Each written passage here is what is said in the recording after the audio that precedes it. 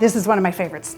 This is gonna be a sugar-free Worcestershire sauce. And this is gonna be controversial because, you know, some people are gonna be watching this and you say, you mean Worcestershire sauce? That's right. I live in Boston, so we know how to say Worcester. I like that. Okay, so we got the Worcestershire sauce. Okay, got it. And you know, you don't have a sauce that lasts for hundreds of years and is popular without it being really good. Got it. However, it has sugar in it. Yep.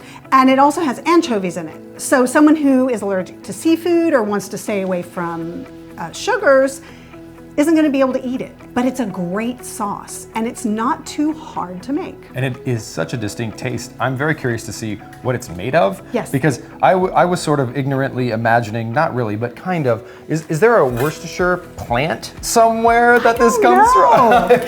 because where does this flavor come from? I think it was originally developed hundreds of years ago by a company that became popular because it was so good and it just stuck around. It's so distinct. I don't know where it comes from exactly. I'm curious to see how you're going to make this. We'll have to look that up. All right, so I'm going to put a clove of garlic. Okay. I'm going to put a little bit of apple cider vinegar. Apple cider vinegar is on the loose. Do we have it? It is on the loose. Will you grab it on the table right there? Apple cider vinegar has been rescued. It tried to get away. We found it. You can never escape us, apple cider vinegar. All right, we're gonna do about 1/3 cup. So this is going to be the main part of it, is the apple cider vinegar. And these are nice to make ahead because traditionally Worcestershire sauce was fermented. Okay. And so when we have our garlic and all of this in here, allowing it to sit for a while will help the flavors really come out. What I love raw undistilled apple cider vinegar, so the fact that that is one of the main ingredients in this just makes me happy. Yeah, it's so good. Because I had no idea where that flavor comes from, and now to know that it comes from something as glorious as raw undistilled apple cider vinegar makes me happy. I love it. We're gonna put a little soy sauce. Okay. And we're going to add a dash of cloves. Perfect. So far we've got garlic, raw undistilled apple cider vinegar, soy sauce, and cloves. Yep. And then we're going to put a little bit of tamarind concentrate. So I don't know what that is at all. So tamarind is a fruit. It's used a lot in Indian cooking. Okay. And they put it down into a concentrate. Okay. You can buy this at any Indian market. I usually, when I'm doing recipes for baking, I'll use chickpea flour. Okay. It's also called besan flour, gram flour. I buy that at the Indian market anyway, so I'm there. Got it. I usually pick up a little bit of tamarind concentrate. They make tamarind paste, they make tamarind concentrate. You can buy just the tamarind fruit. I like the concentrate for this particular recipe. Got it. And if for some reason you don't have access to an Indian market, the internet is a glorious thing. You can find it on the internet. And you can probably get it shipped to you for free. So don't be afraid to shop online. That's right. And if you don't have this, you could use lemon juice instead. Okay, wow. So it's not exact, but it works. It's gonna have a lot of punch, a lot of power. What is the flavor of tamarind? It's a sour, kind of a sour fruit. That's why lemon works. Interesting. It's got a very distinct flavor though. Smell it. A little whiff there. Okay, wow. Yeah, because I mean, it definitely has if I had to just say real quick, what's it smell like? I would say lemon, no question. Yes, it's like lemon. It's a sour fruit, but the concentrated fruit here is going to give us that really the Worcestershire flavor. A little bit of a secret ingredient. That's right. We're going to put a little black pepper and a dash of cayenne. There's now I can tell why Worcestershire sauce has such a distinct flavor, because we have put a bunch of flavorful things all together in one mixture. Wow, okay. Right? And then of course we're going to use our handy little immersion blender. And that's it. Wow. Now you have Worcestershire sauce. I'm gonna have to get a little sniff here with no sugar. Right? No sugar. And you'll never miss the sugar. Wow. That's Worcestershire, right? It really is.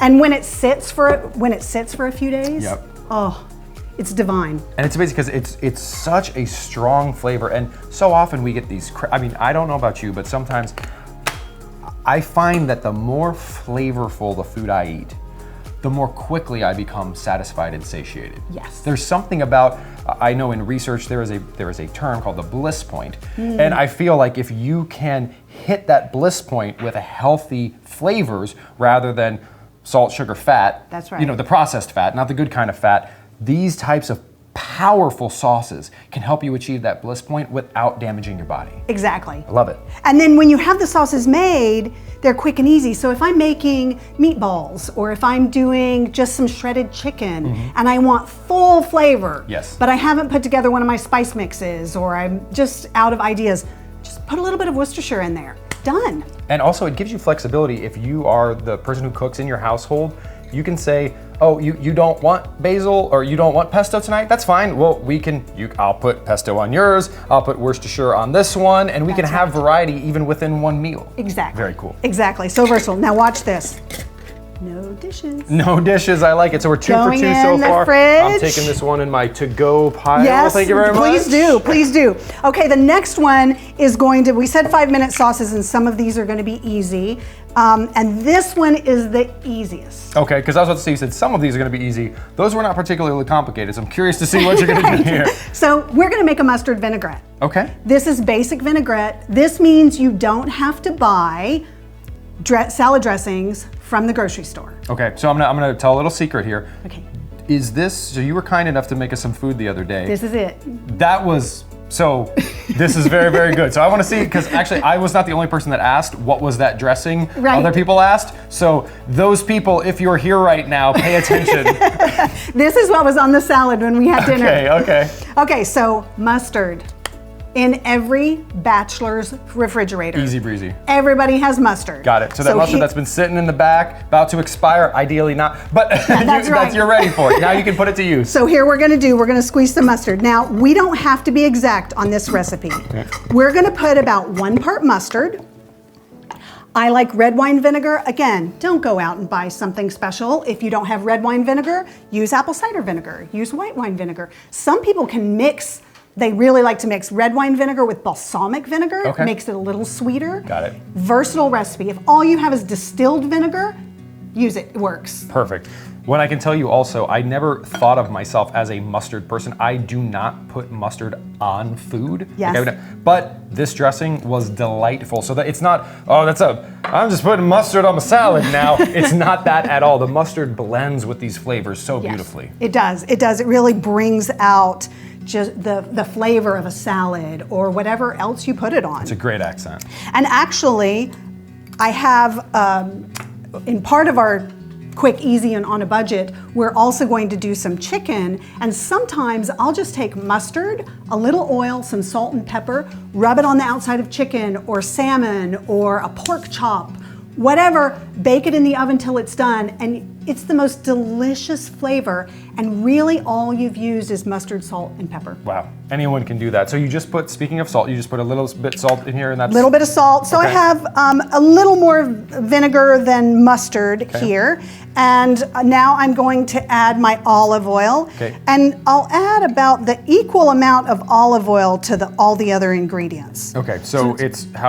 whatever you're seeing, you want to essentially double that volume in your jar. That's right. Perfect. That's right. So you don't even need a recipe for this. And what is cool is because, as some people might be familiar with, since oil and water don't mix, you can kind of see now, all right, is that the right proportion? It is. It is, That's right? neat. And the mustard is going to help emulsify the oil, so you don't have to have all these emulsifiers that they put into the regular salad dressings that you would buy at the store. Got it. And an emulsifier, that's something that just takes a bunch of disparate things and makes them look like one consistent thing, right? That's right. Okay. That's right. And you might have to shake this. I actually leave this on my table. Okay. Because it's olive oil. If I put it in the fridge, it's going to solidify. A little bit, okay. So I'll just leave it on my table and have it for salad dressing. That's nice. And like the other night when we were having salad and I went, oh no, I haven't made a dressing. I came in here 2 minutes, shake. That was a game time salad dressing decision. That was a game time salad dressing, and this is it. Wow, look at that. That's and really I like this easy. nice little bottle. I usually keep it in here. That is very nice. Like little salad dressing. And you could, even if you're just my my lovely little girl, you know, if you have a little baby bottle sitting around, you can just pop it in there. That's you know? right. Just make sure you wash it beforehand. That's right. They might taste and go, yeah, that might not. This is not what I'm used to at all. I mean, it's delicious, but it's not what I'm used to. That's right. That's not it. All right, so that was it. That was the next one. I like that. So we're 3 for 3 so far. We got a pesto, we got a Worcestershire, we got a balsamic mustard vinaigrette. Yes. I have no idea how I remembered all 3 of those. And all of them quick, easy, on a budget, and no sugar in any of them. In any of them. That's fantastic. In any of them.